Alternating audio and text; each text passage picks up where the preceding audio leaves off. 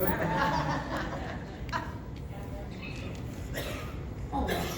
everyone ready?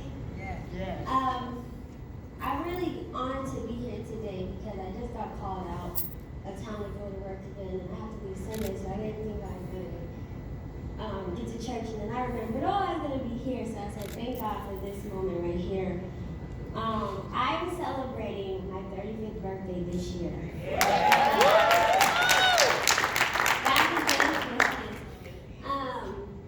That is 35 years of life, being a part of the first generation of children born HIV positive. There is no blueprint. There hasn't been one that has been created for vertical transmission. That means young people who were born HIV positive through birth. They say vertical transmission because it's a less stigmatizing term for mothers or for fathers. This year, 2019 has been a different year for me, a year full of realization, shocks, traumas. You see, I cut my hair off. I'm going to cut her hair off, man. I had to grow up real fast in the nick of time, 2019. I watched as supporters of 45 wreaked havoc and harm on those that I loved and considered family. I watched as my family and friends who have hate for one margin of the group felt comfortable to spread that through their political views. And for me, God placed me in a unique situation. Being HIV positive, I need a pass because I'm Black and identify as a Black heterosexual female. I was born into this. So therefore, for my whole life, I've been accepted, pretty much so, by some. But I don't understand how those that I love that live with the same disease are less qualified beings to walk this earth, and how we murder our transgender brothers and sisters who also live with this disease, and how me as a Black woman who, when I think about and went through my history of the probing and the prodding, I hear about the same things that happen to my friends in the LGBTQ community. And recently I was told I was going to hell because I love them unconditionally. And I said, how can that be if we love the same God? So I knew that this year was a big year. I was turning 35, I was excited. I was like, yeah, it's gonna be excuse me, I know I'm in church. I am a member of Mount Arab Baptist Church. First Lady Felicia Hughes, Pastor Hughes, and they're like, Hadia, we want you to come to First Lady classes, we want you to do sermons. I was like, gotta go. I like it's gonna be a hot girl summer. Now, when I say that, I meant empowerment. I meant I was getting my life back. I meant I was going to walk in the room and own the room, and all these men that have ever played me or denied me, I was going to take my power back. All right. And that's what I thought of women empowerment, because I walk in my beauty, I walk in my strength, and I walk in my sexiness, and I find power in that. And so do a lot of young girls that I've been talking to. And they feel that we cast them aside, that we don't hear them out. Because sometimes maybe they do like to twerk. But guess what? Maybe they twerk and go home by themselves at the end of the night. But because we had a judgment of them, we can't reach them. Yeah. Or because their clothes are a little too tight and clinging. We have a judgment of them. And these are the young girls that need us, because I was one of them. I used to run the block with the boys. I would call you out on your mistreatment of women, and if you had anything to say, I had a group of dudes, big guys, that would say try. So maybe I had a little complex, I don't know. But I never had a problem you see a woman that's different or doesn't uphold respect, I can see her beauty and her truth and advocate for that woman. So when we talk about HIV and we talk about our black women, we have to make sure that we're empowering them. A lot of young girls don't even have condom negotiation skills. We come from the city of sin. We know that there are areas where prostitution is legal. I meet young girls that have to or have partaken in sex work as survival skills. I made a post the other day and I said I would never share my number. For me, my number might not be high, it might be low. But for a young girl I meet on the streets, I would never share it because who knows what hers is. And does that make her disqualified of finding love? Like many young girls, what I'm finding is they equate sex with love. I myself am one of those that at one time point did. And recently, overcoming traumas and triggers, I realized that I am not a part of the hookup culture that is very frequently in Las Vegas. I don't take well I don't understand it, it's not for me, and that's fine. But that doesn't mean that I'm not gonna go to the club with my friends and hang out.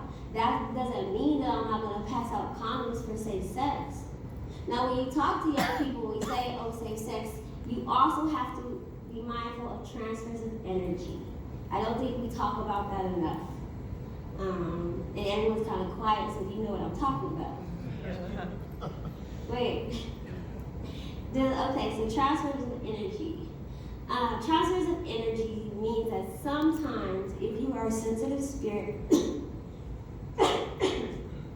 excuse me, a sensitive soul or a sensitive spirit, sometimes that person's aura or energy can link onto you, and it may take a minute to detoxify. Some people are really have hardcores, it doesn't affect them, like I don't think men really have a problem, but sometimes women, it affects us more so. So when you talk to young girls, make sure you're talking about transfers of energy and being mindful that about your bodies. I do have a slide on stigma. For me, while I'm surviving and living with HIV and being able to go forward in life, there have been some stigmatizing moments as I go through my history of living with HIV. And stigma can hinder people from wanting to get treatment. It hinders people from wanting to get treatment, seek testing, and I don't have my glasses, so I have to go closer. I'm sorry, guys. See, God is good. I'm getting older, and so are my eyes. A stigma, and we have to watch what we say. Sometimes we cut jokes. I know Carly B made headlines a while ago because she had wished death on someone's mother and said they hoped that they passed away of AIDS. I found that comment to be, of course I was offended, but I had to think about my vertical transmission mothers who are HIV positive but have HIV negative children. We do know that if you are HIV positive, you can stop HIV from the spread to your baby or your partner. So that's great news. So when you hear things like that, that can mentally always keep a place in your mind if you allow it. So it deters, HIV stigma can deter people from seeking testing and treatment, social isolation, which I also deal with. I know I'm here today presenting, but I have safe circles of friends that I go with. I do deal with social isolation, mental health issues. I am a person that deals with mental health issues. I do seek treatment.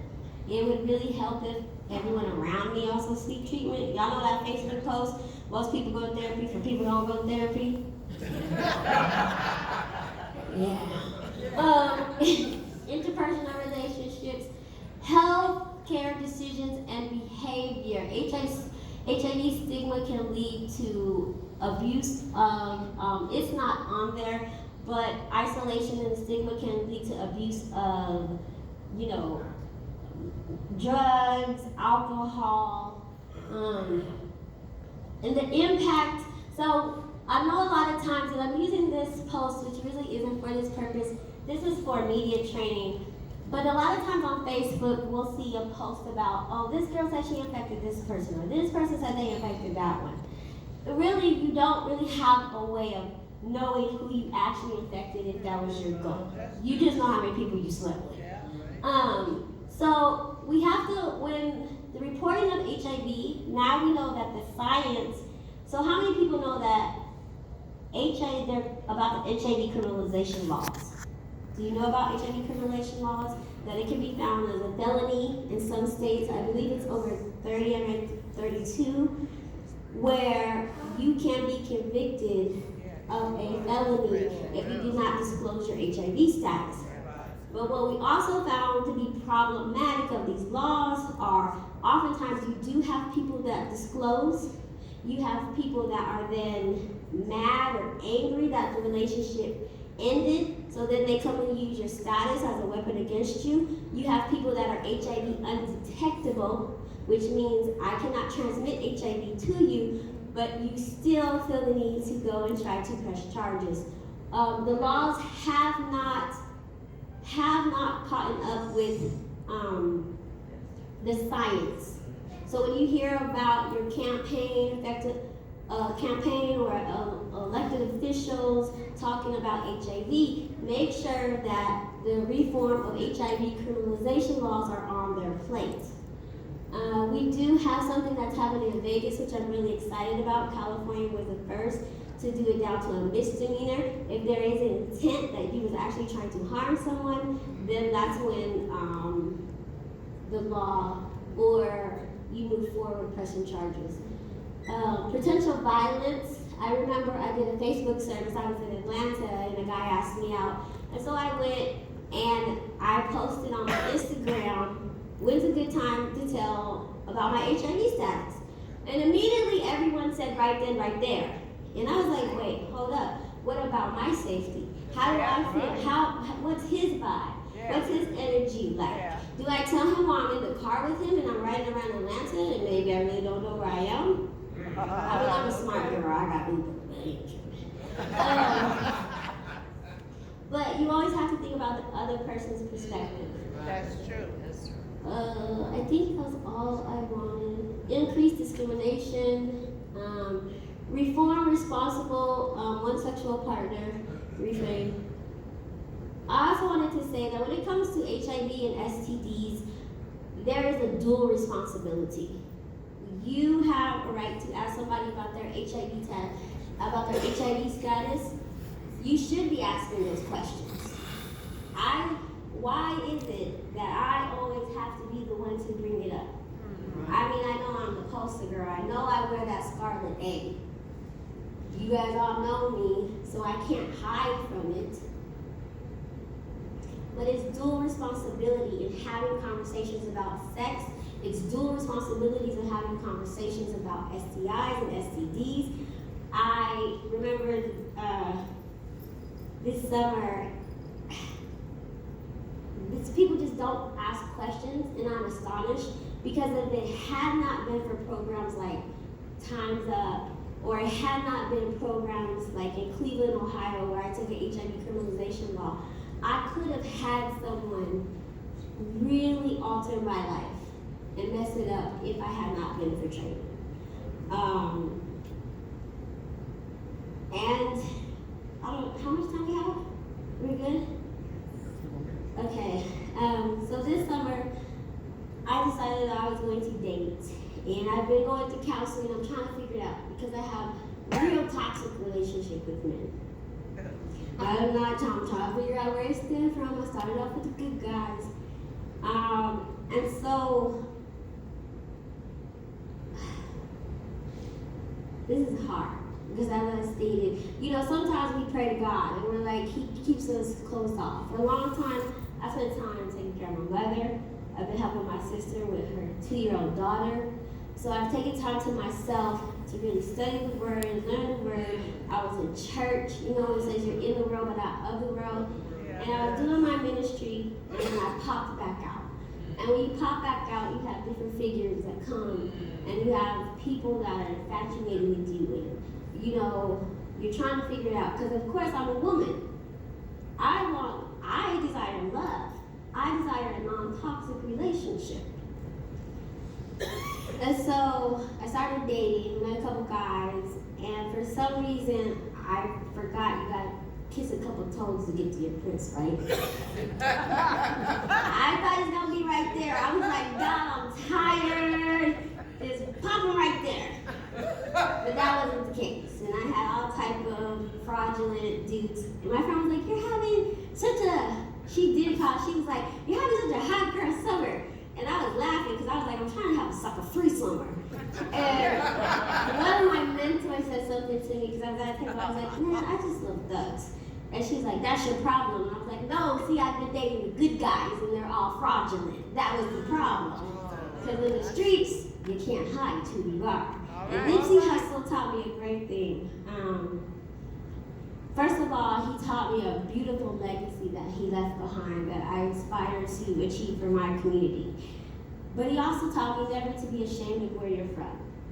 And that who you are can instill things in you that you can use for betterment.